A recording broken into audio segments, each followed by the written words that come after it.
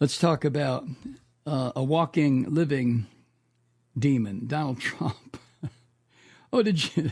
Now he's trying to get out of the debates. Of course he is. You know, for Trump to get on a stage with Kamala Harris, Trump knows, and more importantly, his advisors know, that Trump will be sliced and diced into little chunks of red meat if he gets on a debate stage with Kamala Harris. So, in a post on Truth Social, was it yesterday, I guess, Truth Social being his little toy social media platform, he complained about the two questioners from ABC who will moderate this debate. And he also complained about an interview that Jonathan Karl of ABC conducted with this, what's his name?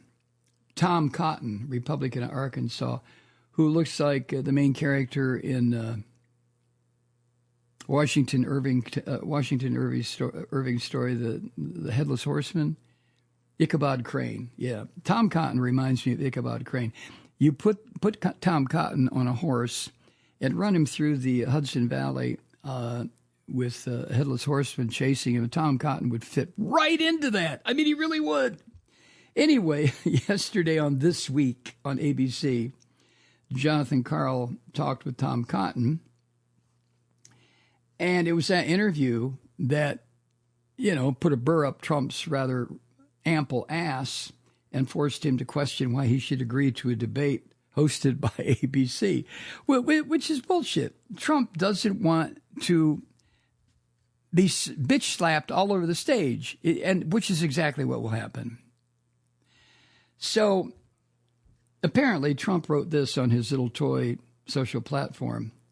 I watched ABC Fake News this morning. Both light-rate reporter Jonathan Karl's ridiculous and biased interview of Tom Cotton, who was fantastical, and their so-called panel of Trump haters. And I ask, why would I do the debate against Kamala Harris on that network? End quote. Well, I could answer that for the Orange Vomit.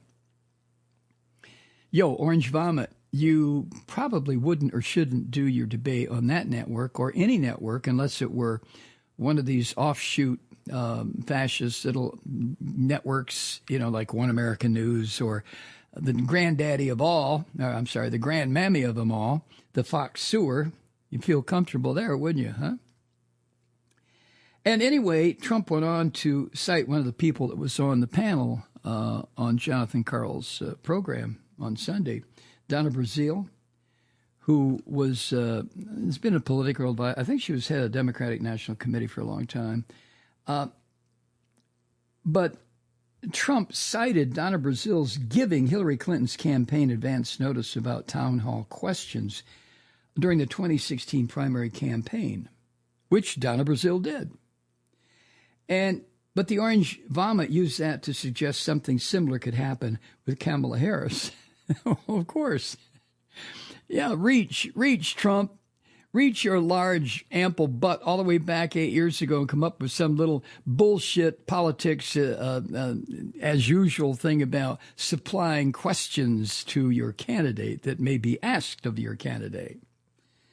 But anyway, the Orange Vomit also questioned whether George Stephanopoulos, with whom he's engaged in litigation, Trump has nothing to do with George. I think Trump is suing him for something. Jesus Christ. So Trump wrote this too, quote, they've got a lot of questions to answer. Why did Harris turn down Fox, NBC, CBS, and even CNN? Stay tuned. End quote. Stay tuned. Yeah, okay, we will, you ignorant savage, you.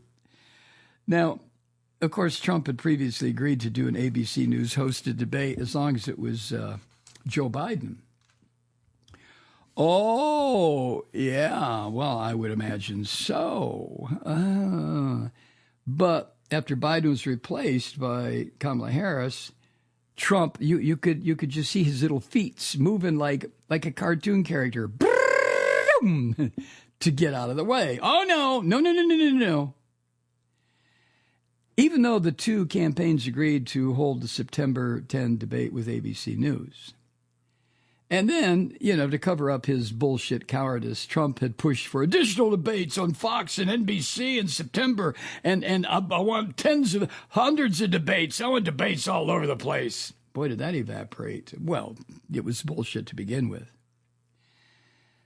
So anyway, the debate scheduled for September 10th is going to be held in Philadelphia. And it'll be moderated by David Muir and Lindsay Davis, both of whom are traditional anchors on ABC, and they're both extremely good as far as TV anchors are concerned.